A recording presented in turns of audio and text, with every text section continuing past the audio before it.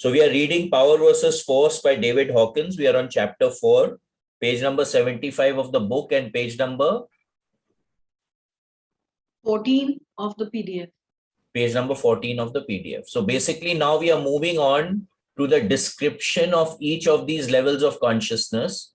The picture of the levels of consciousness was sent in the book reading group, and it's also there in the book. Going ahead, it's there on page. Yeah, so it's there on page 69 of the book, and the PDF, if you just scan, there's a full chart. The same chart was sent on the book reading group.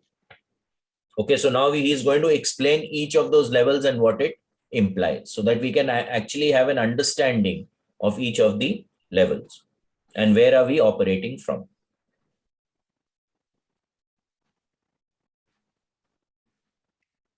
Four, levels of human consciousness. Millions of calibrations over the years of this study have defined a range of values accurately corresponding to well-recognized sets of attitudes and emotions localized by specific attractor energy fields, much as electromagnetic fields gather ion filings.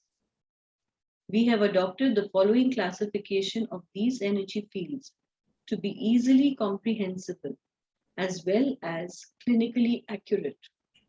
So he makes an interesting analogy over here, that like an electromagnetic field, when you put a magnet and there are iron filings, the iron filings get attracted to the magnet.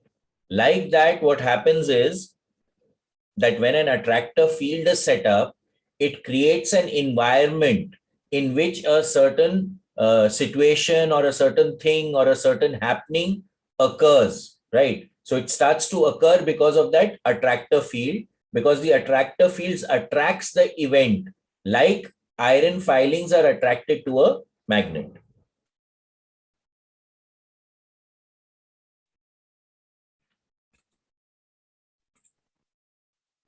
It is very important to remember that the calibration figures do not represent an arithmetic, but a logarithmic progression. Thus, the level 300 is not twice the amplitude of 150. It is 300 to the 10th of power, 10 to the power. An increase of even a few points, therefore, represents a major advance in power. The rate of increase in power as we move up the scale is enormous. The ways the various levels of human consciousness express themselves are profound and far-reaching. Their effects are both gross and subtle. Okay, so So what it implies is that as we raise the level of consciousness, it jumps logarithmically, right? So one point up also is not double only, it's to the power of, right? So the power increases exponentially.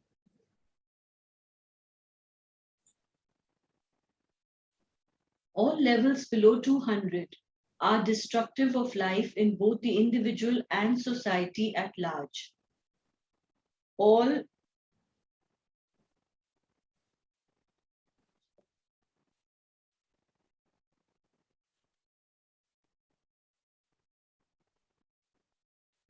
All levels above 200 are constructive expressions of power. The decisive level of 200 is the fulcrum that divides the general areas of force and power. So we have seen this in the chart also. Basically, anything that is below 200 will put you on the left side of the grid. Anything that is above 200 will put you on the right side of the grid. Now, anything that is on the left side of the grid is always depleting. It is always destructive. It's always going to create problems. Anything on the right side of the grid will always be uplifting, and it will create harmony. It will take you towards growth. It will take you towards development, right? So it's very important for us to really get to and understand what is the level of consciousness that we are operating from. Now, if we are grouted, if we are operating more from the right side of the grid, we will find that our bounce back will be better. We will not lose it so easily. All the uplifting stuff will happen here. When we are on the left side, then you get triggered off much easier. You get irritated, angry, annoyed, fear. All these things operate on the guilt. All these things operate on the left side of the grid, which is all below 200.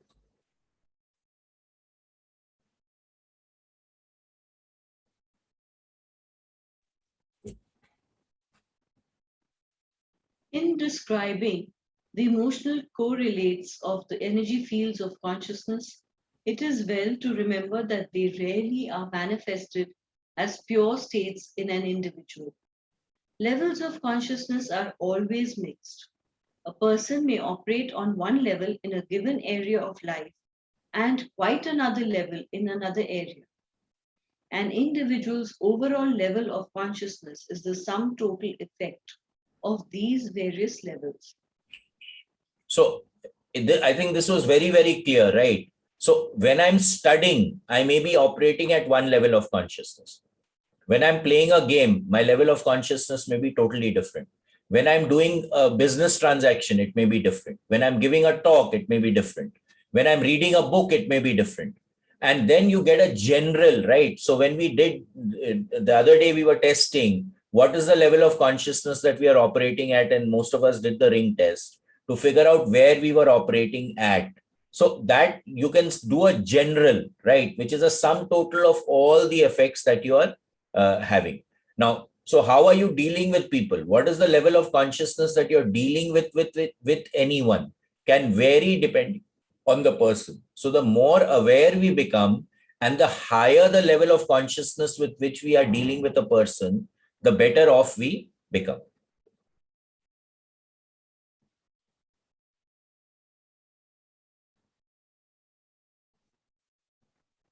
Energy level 20, shame.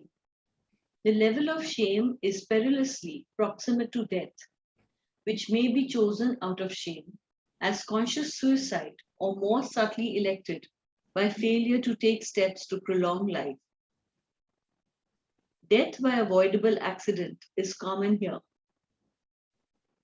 We all have some awareness of the pain of losing face, becoming discredited, a non-person.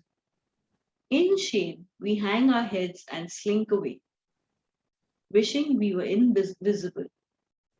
Banishment is a traditional accompaniment of shame, and in the primitive societies from which we all originate, banishment is equivalent to death. So shame is very, very close to death. When you are feeling a real shame, you're shameful about what you've done, how you've acted, it will reflect in your body language also. So you will find that as we go up the scale, the body language also starts to change. Now, one way of affecting your state of consciousness is to change the way that your body is postured. You change your posture, and also that can allow you to change your state of consciousness. So when a person is operating in shame, his head will be down, he'll be bent over, he'll be feeling very, very low. There will be, total depletion of energy. If an accident is there, they will not avoid getting hurt. They may hurt themselves.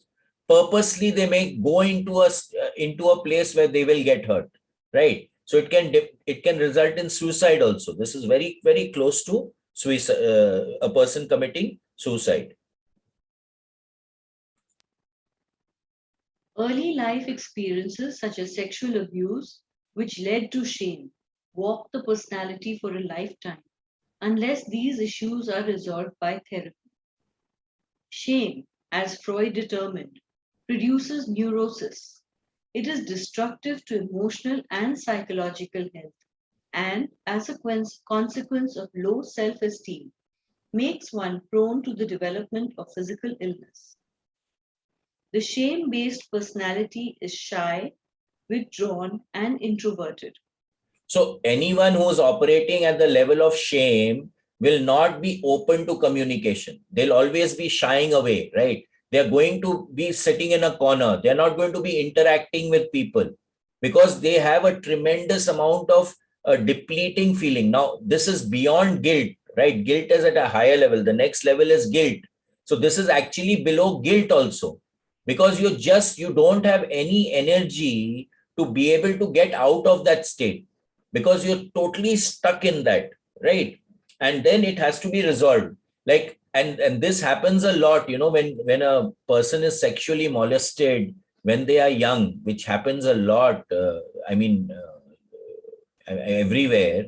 We have to be very careful about this.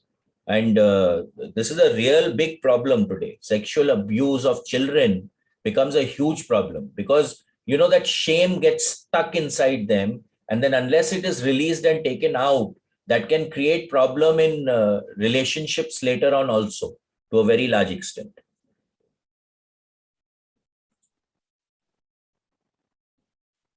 Shame is used as a tool of cruelty, and its victims often become themselves cruel. Shamed children are cruel to animals and cruel to each other. The behavior of people whose consciousness is only in the 20s is dangerous. They are prone to hallucinations of an accusatory nature as well as paranoia. Some become psychotic or commit bizarre crimes. So, when you are in operating out of shame, so that is what they are resonating with, right? And they are so bitter inside that then they become very cruel. They will not have any compassion in them. They become totally violent internally, right? So here they are saying that they can hurt animals and they can hurt others, but they can hurt themselves also, right? Because that suicidal tendency is also there. So we need to be very, very, very, very aware of these levels of consciousness, to be able to figure out where a person is operating from, and then help that person to move to a higher level. Now, this is literally, when you look at the way that Astha told us in the chakra program of each of the chakras and what is it operating at, right? You can equate it with these levels also. So if your, let's say, Mooladhar, right, the base chakra is not working properly, it is basically based on survival. So if that is not functioning properly, you will be in these lower levels of the levels of consciousness. So if you are operating out of shame, the basic survival is threatened, right? You're not able to survive. You're not able to relate to your physical reality. So this is what will happen over here. You'll be cruel to everyone else. You'll be cruel to yourself. You'll not be able to be happy at all, because the stability itself is missing. Some shame-based individuals compensate by perfectionism and rigidity and become driven and intolerant. Notorious examples of this are the moral extremists who form vigilant groups, projecting their own unconscious shame onto others, whom they then feel justified in righteously attacking. Serial killers have often acted out of sexual moralism with the justification of punishing bad women. Because it pulls down the whole level of personality, shame results in a vulnerability to the other negative emotions, and therefore often produces false pride, anger, and guilt. So basically, if you are in shame, you will be angry. You'll become angry. You'll be guilty. You'll be vindictive, right? You will have, you'll create a false moralistic kind of a view in yourself, which will result in your taking steps which a normal human being would not take, right? So you start becoming very moralistic, just to get a semblance or to get a string with which to hold on to, so that you can survive.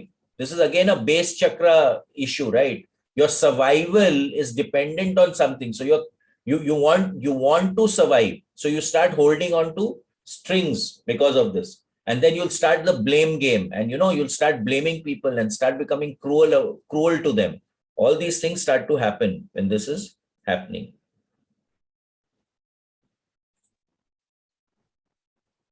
Energy level 30, guilt.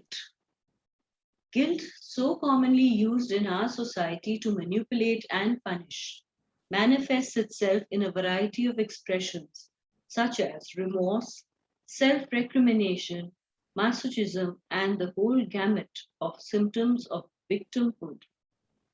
Unconscious guilt results in psychosomatic disease, accident proneness, and suicidal behaviors. Many people struggle with guilt their entire lives, while others desperately attempt to escape by amorally denying guilt altogether. So again, so when you're guilty, again, you may hurt yourself. You may want to inflict pain on yourself, right? Because you're guilty of something.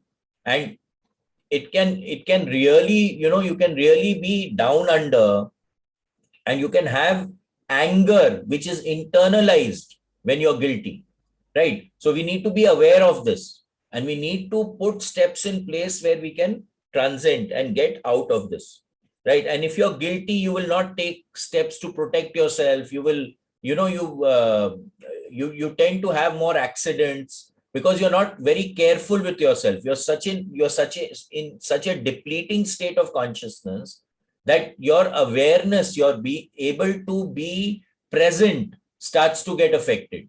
Because where is guilt coming from? It is always coming from the past, for some kind of a thing that you've done in the past. So you're so stuck in the past that you cannot feel anything in the present, right? And naturally, when you're guilty, the future looks very bleak all the time. So you're, because of that being stuck in the past, nothing seems to move. And even if you attempt to move, you'll be prone to failure, because that enthusiasm, that being present to doing what you're doing, will not be there.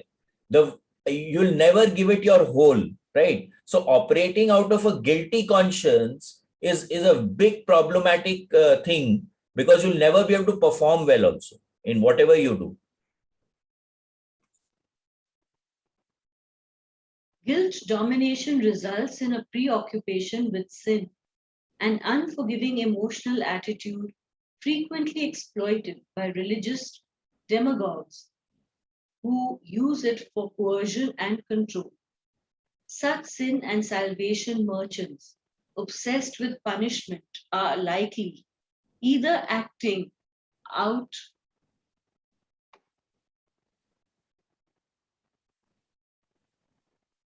their own guilt or projecting it onto others.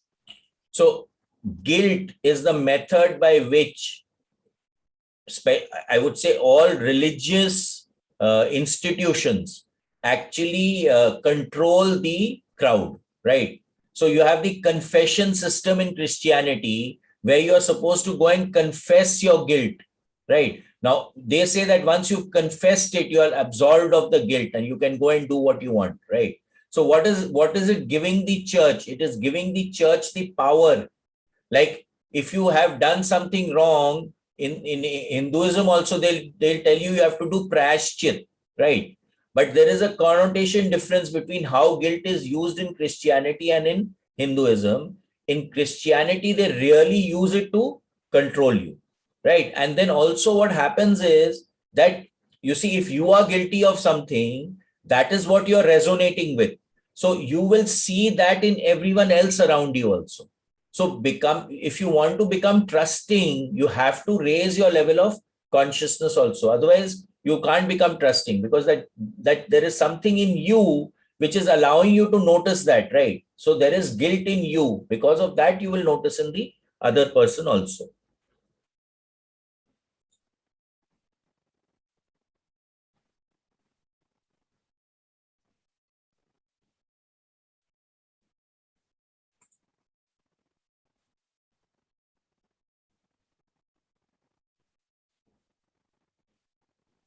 Can you please give me a minute?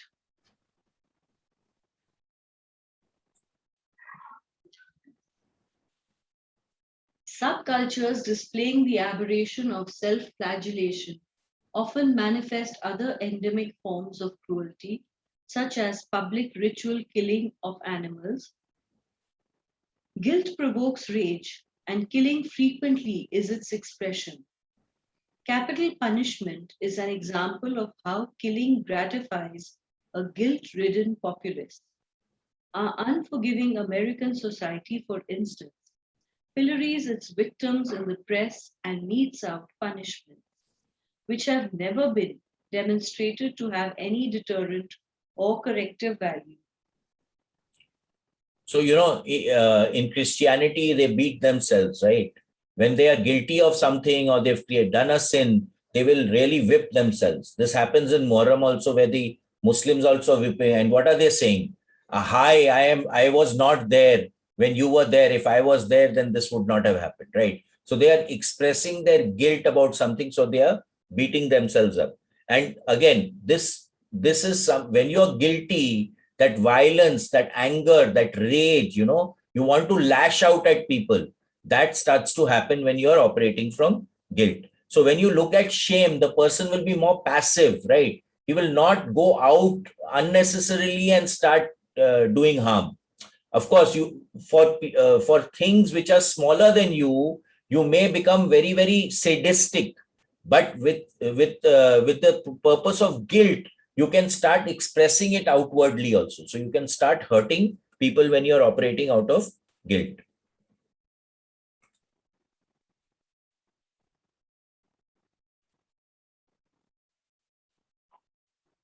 Energy level 50. Apathy. This level is characterized by poverty, despair, and hopelessness. The world and the future look bleak.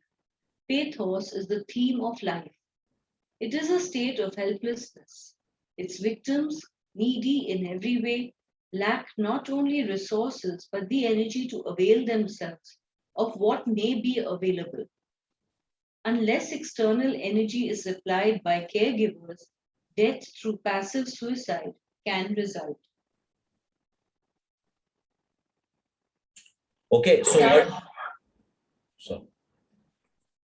so what does this imply, right? This is a classic poor me attitude. We talked about the four control dramas in Celestine prophecy. So this is a classical poor me drama, where even if something is available, they're not going to use it. They're always going to be complaining. It's a state of helplessness.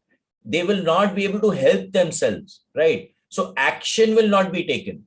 They'll just sit there passively, not doing anything. So total, it's like a disconnect. You've actually disconnected from life when you get into this level of consciousness of 50, which is apathy, total hopelessness. And you will want others to supply the energy to you to be able to do something. So this is a classic poor me attitude that a person can have.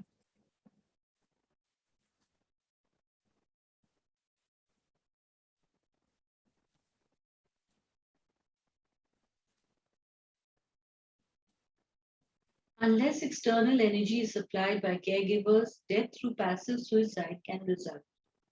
Without will to live, the hopeless stare blankly, unresponsive to stimuli until eyes stop tracking and there is not enough energy left to even swallow proffered food. So because you're in a totally depleting state, again, left side of the grid, you're losing energy. So even to eat, you need energy, right? Now, even if that energy is not there, then how are you going to eat? So there's a total, it's like, when we talk in the resilience advantage program, the picture that is displayed is like a bucket, right? And there are holes in the bucket. Now, if there are holes in the bucket and the water is flowing out, no matter what you put into the bucket, it's going to flow out. So the first thing that we need to do is to plug the leaks. Otherwise, there's no point in putting more stuff here. So this is like that, this person who's in apathy is like a bucket which has holes. Whatever you put into that, it'll leak out, right? And it will not stay. So naturally, there's no energy left to do anything. You can't even eat because eating requires energy. Even at times, sleeping requires energy, because if you're totally depleted, sleep will also not come, because the body is totally stressed. If the body is stressed, you can't sleep. So again, it's a vicious cycle that you start getting into. This is the level of the homeless and the derelicts of society. It is also the fate of many of the aged and others who become isolated by chronic or progressive diseases. So this is very important what he said, right? Old people, what happens? They become helpless. Now, as soon as you become helpless, you are putting yourself in the apathy. You are putting yourself on the left side of the grid. You're totally depleted. Now you can't do anything for yourself. So it's very important. That's why it's very important for aged people or people who are getting chronologically old to do new things. So when you do new things, your enthusiasm, your energy is channelized in the correct way. And then you will not get into apathy. You'll be on the right side of the grid.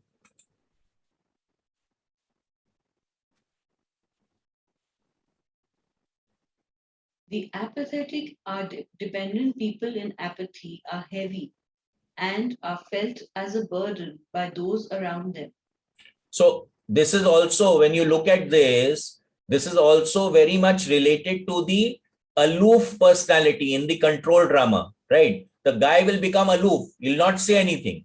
He'll not react. He will not interact. They'll just be helpless. They'll be just sitting there, right? So this becomes very, very important because these people tend to become a burden on whoever is there around them, right? Because everyone has to keep poking them. Acha, kya hua tumko? What happened to you? How can I help you? So they are grabbing energy from the other person through the process of acting aloof or acting helpless, right? And because of that, they will become a burden on everyone around them because everyone has to keep giving them energy. And the issue here is that the energy which is given drains out from the holes in the bucket, right? So nothing stays also. So again, it becomes a vicious cycle which can cause the caregiver also to get totally depleted because the caregiver gets helpless. Now, if a person is not willing to take treatment and they say, no, I'm not going to get better, then caregiver kitna dega? How much will the caregiver give? And at the end, the caregiver will also become depleted. So this becomes very important to notice, right? That if an elder person is there in your house, we need to get them to do some activity which interests them. We need to make them active. Otherwise, they will get into this state of consciousness. Too often, society lacks sufficient motivation to be of any real help to cultures, as well as individuals at this level, who are seen as drains of resources. This is the level of the streets of Calcutta, where only the saintly, such as Mother Teresa and her followers, dare to tread. It is the level of the abandonment of hope, and few have the courage to really look in its face. So again, they've said Calcutta. Calcutta has changed, in my view, as far as this is concerned, because we don't see as many beggars as we used to see previously, right? But again, he very clearly says they are seen as drain of resources. So if a person is in apathy in any house, you will find that they drain the energy, they drain the resources of the household, right? If there is a person like this in a company, there will be a constant drain of energy and resources of the company. So we need to be aware of, again, what is the level of consciousness in which people around us are operating at. Now, if you're surrounded by people who are in apathy, you can understand what is going to happen to you. You will also get totally drained of energy and nothing will be left. So again, we come back to the point that who are you associating with? What is the level of consciousness at which people around you are operating becomes very, very important as far as these levels are concerned, at least till 200, because all these people will be draining you. They will suck energy out of your system. You will also find, that all the 4 control dramas will be operating below 200.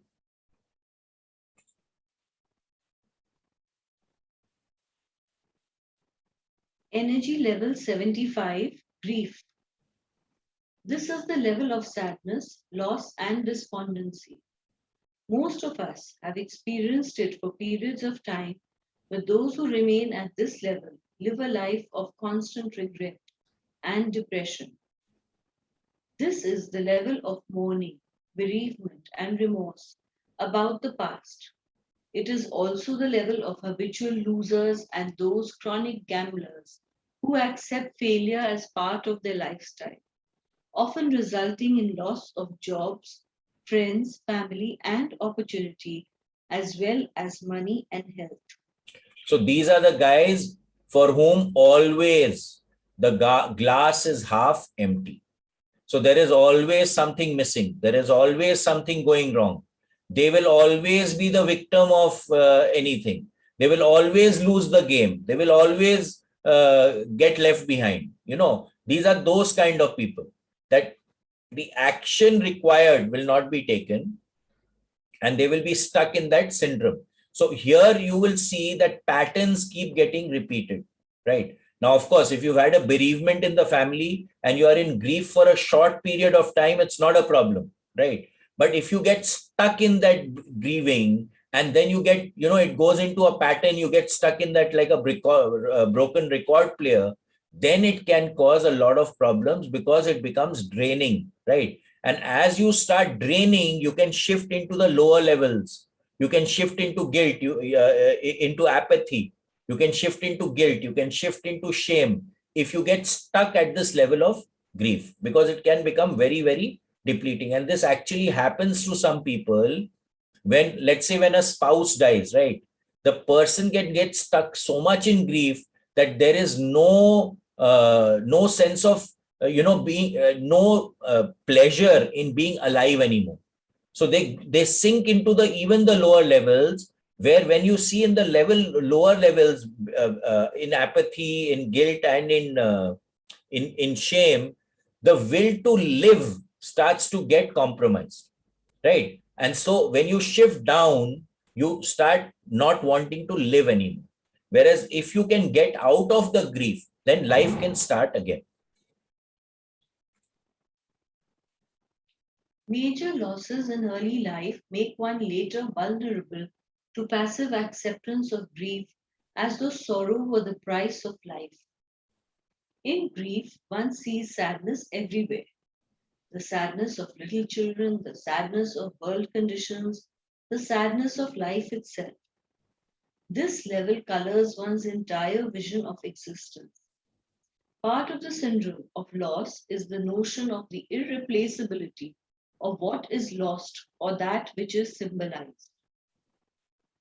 There is a generalization from the particular, so that the loss of a loved one is equated with the loss of life itself. At this level, such emotional losses may trigger a serious depression or death. So now what is it saying, right? Again, whatever you are resonating with, that is what you will notice. So again, we come back, we do not see things as they are, but as we are, right? So if we are operating in grief, then अरे ये तो ऐसे ही होगा, right? ये तो ऐसे ही होगा, ये मेरे साथ ऐसे ही होगा. These are the kind of emotional tones that you'll start to use. That everything bad only happens to you, right? Nothing good will happen to you when you start getting stuck at this level of consciousness, right? And you start generalizing. Everything is bad. No, you can't see any light in anything only when you get stuck in this syndrome. Though grief is the symmetry of life, it still has more energy to it than does apathy. Thus, when a traumatized, apathetic patient begins to cry, we know he is getting better. Once he starts to cry, he will eat again. So now what does this mean, right? If I am operating at shame and then I start feeling guilty, I am moving one step up. Okay. If I am feeling guilty, then I start grieving. अरे मेरे को ऐसा नहीं करना चाहिए था. I should have acted in a different way. Now you are operating out of guilt. So you're one step up, right? Now, but so as you start going one step up means you're on the progressive road. So being able to assess which level of consciousness a person is operating at, understanding that level of consciousness and shifting them to the next level of consciousness can become a very, very powerful therapeutic system, right? So if you can understand what a person is going through, only then you can create a shift in them.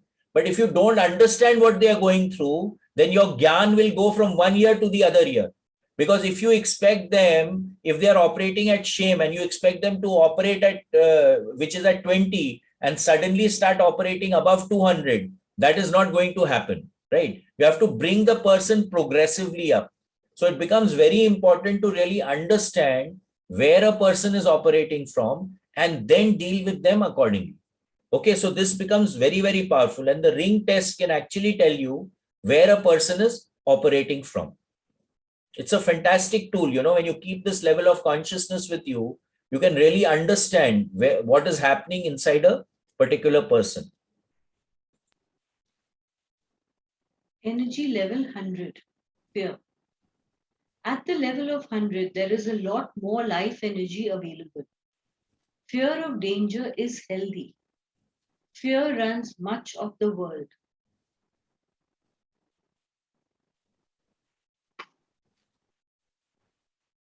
Spurring on endless activity. Fear of enemies, fear of old age or death, fear of rejection, and a multitude of social fears are basic motivators in most people's lives. From the viewpoint of this level, the world looks hazardous, full of traps and threats. Fear is the favored official tool for control by oppressive totalitarian agencies. And insecurity is the stack in trade of major manipulators of the marketplace. The media and advertising play to fear to increase market share. So again, the basic two emotions, fear and guilt, right? So if you're operating, the most of the people are operating from fear. अरे ऐसा नहीं होगा तो ये हो जाएगा, ये नहीं होगा तो ये हो जाएगा, right? So you're constantly under threat, and this is a survival mechanism.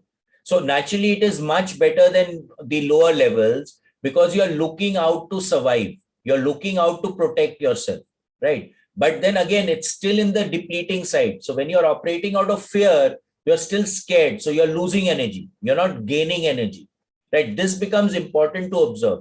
So fear is good, but if you get stuck in fear, then it can become a problem and take you into the downward spiral. So being aware of this again becomes very, very important. And naturally, most, why the gundas very, very powerful? Because you fear them. If the fear of those gundas is lost and you operate at a higher level, then the gunda has no energy or this thing left. That story about Buddha Bhagwan and Anguli Mar, right? Anguli, I think Mar only his name was. So when he came in front of Lord Buddha, Gautam Buddha, he totally lost this thing because Buddha was totally centered, right? Now that guy wanted to inculcate fear, but if you're operating at a higher state of consciousness and you don't get into fear, into the fear syndrome, then the person cannot shake you, right? So again, fear is a method of controlling everyone around you. You control things using fear. The proliferation of fears is as limitless as the human imagination. Once fear is one's focus, the endless fearful events of the world feed it. Fear becomes obsessive and may take any form. Fear of loss of relationship leads to jealousy and a chronically high stress level. Fearful thinking can balloon into paranoia or generate neurotic defensive structures, and because it is contagious, becomes a dominant social trend. So again, if you're operating out of fear, that is what you're resonating with, right? So now you're fear that I will lose this, fearful that my spouse will have an affair, fearful that my company will not work well, fearful will I get my salary or not, fearful that will I be able to protect my house or not, fear that will I protect my children or not, right? So if you're constantly operating out of fear, you will be highly vigilant all the time, right? We see this in the mind mirror also. We call this hypervigilance. What happens in the mind mirror is that when we are seeing the brainwave pattern of a person, the delta frequencies, which is right at the bottom, will keep going out and in like this. It will keep moving out and in. So what is that doing? that is really figuring out any kind of threat which is there in the environment. And that takes a lot of energy. So anyone operating out of fear, you will find ultimately they'll get depleted of energy unless they are able to transcend that fear. Right? Now, the delta can move also, but when the delta is moving in a slower pace, it is being sent out to gather information and bring in intuitive intelligence or bring in downloads of information. But when it's moving fast like that, it's hyper vigilance. Okay, so a person operating out of fear will be operating in hyper vigilance. Fear limits growth of the personality and leads to inhibition because it takes energy to rise above fear. The oppressed are unable to reach a higher level unaided. Thus, the fearful seek strong leaders who appear to have conquered their fear to lead them out of its slavery. So when you're operating out of fear, words like can't, won't, I will not, I'm threatened by it, I will not do it, right? I will fail, the fear of failure. So you instead of saying yes, you're constantly saying no, right? And when you're doing that, progress in life is bound to get affected. You're not going to be able to progress the way that you could progress if you said yes to life, right? So if anything that is said to you, you're operating out of fear, and it's going to keep you in that, and it's not going to allow you to progress, to try new things, to develop new things, to grow. It'll constantly hold you. It's like, एक घोड़ा पे लगाम लगा के रख दिया, or you've tied someone down and not allowing the person to fly. Even if the person wants to fly, the person can't fly. You've tied a person down because of the attitude of fear, or the consciousness level at which you're operating is fearful. You'll never take a step. Like we read about this in the magical child also, the matrix system. If the child is fearful, the child will not go out to explore the unknown, and the growth will get stunted. It will not take place. So it's very important to be able to get to the unknown, because growth is from the unknown. The known will never make you grow because you already know it, right? So transcending fear becomes very important for growth. Energy level 125, desire. There is yet more energy available at this level. Desire motivates vast areas of human activity, including the economy. Advertisers play on desires to program us with needs linked to instinctual drives. Desire moves us to expend great effort to achieve goals or obtain rewards.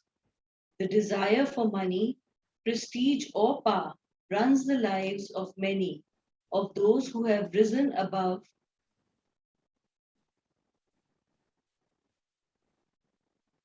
fear as their predominant life motive.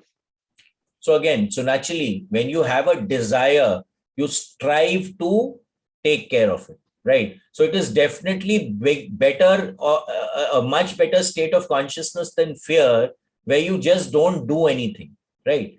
But when you are operating out of desire, it is to acquire, right? It is not to share, it is to get something for yourself.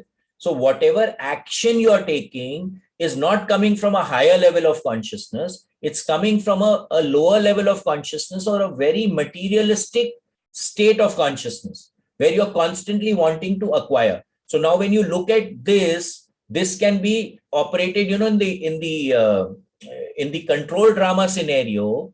The people who have desires will be operating at the interrogator and the intimidator level, right? They will operate on both these levels, because they want to acquire something. They want to suck energy from another person, and they want to progress even at the cost of another person, because they want to acquire something. They'll take it from the other person also. So grabbing of power, grabbing of something takes place at this level.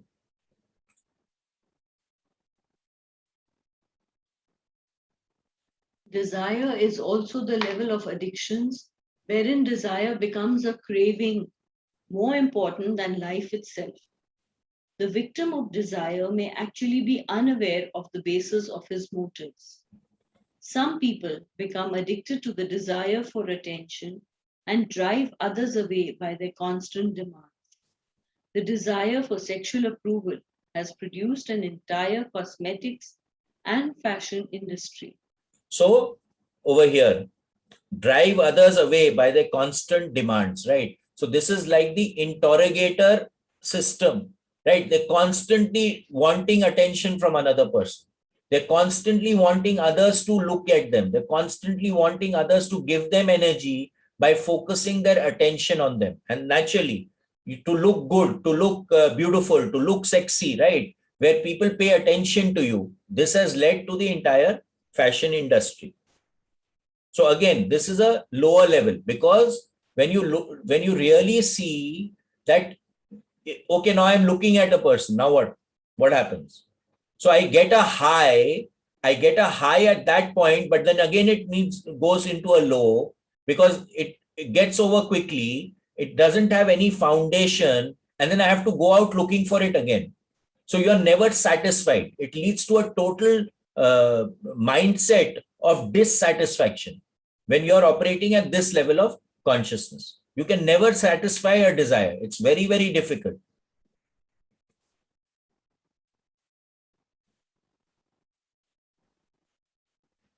Desire has to do with accumulation and greed.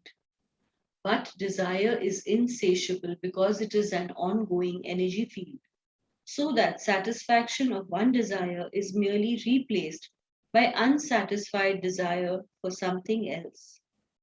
Multi-millionaires remain obsessed with acquiring more and more money.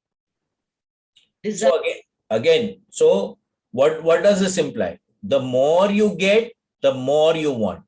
If you're operating at this level, you will never be satisfied. I have a Maruti 800. I want a Innova.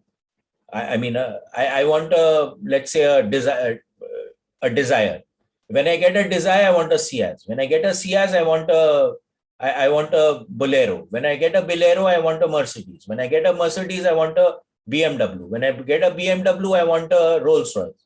So the desire will keep going. It will just keep going if we are operating at this level of consciousness. So again, you need to be aware that where is that impulse to acquire something coming from?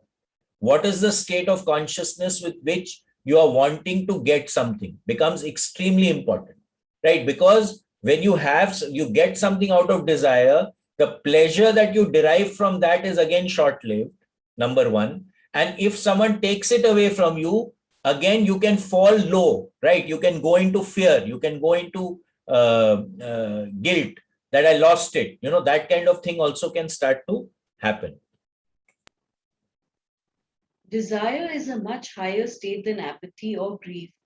Obviously, in order to get, you have to first have the energy to want.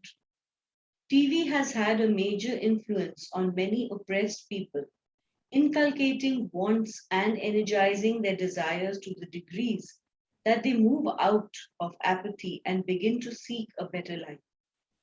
Want can start us on the road to achievement. Desire can, therefore, become a springboard to yet higher levels of awareness. So again, desire can fuel you upwards and it can fuel you downwards, depending again on where your focus is. Now, because of advertising, etc., many people have actually started working hard, right?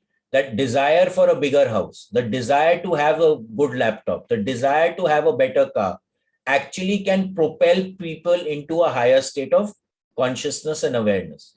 But then again, it can lead to apathy, because if you do not acquire what you wanted to acquire, or you are unable to do it, then again it starts to create a problem. So understand very clearly that what is the level of consciousness with which you want to acquire something. That becomes very, very important. And I think we can all test it with the ring test. Suppose you suddenly have a want. Again, I'm saying you suddenly feel like getting something. So figure out which level of consciousness are you actually getting it? Where are you operating from? That becomes very, very interesting and very, it can tell you a lot about where you are operating from.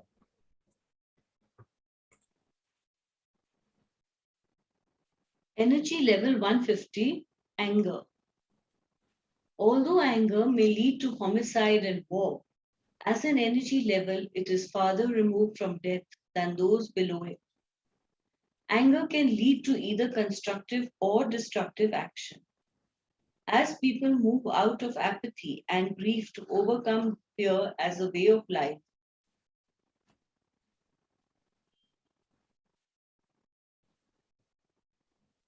they begin to want. Desire leads to frustration, which in turn leads to anger. Thus, anger can be a fulcrum by which the oppressed are eventually catapulted to freedom. Anger over social injustice, victimization, and inequality has created great movements that led to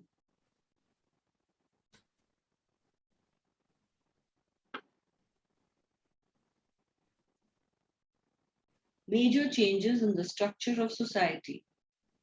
So again, when you start getting angry, you can really act. An angry person has a lot of energy, right?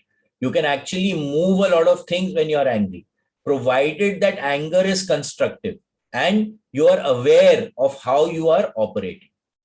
Because otherwise it can take you into the lower levels. You're angry at something, you start acting in a particular way, and then you bang into someone who's more powerful than you, for example. It can again take you back to fear. So anger is also a depleting energy field. When you see an angry person, the entropy in that angry person is very high, so they are losing a lot of energy.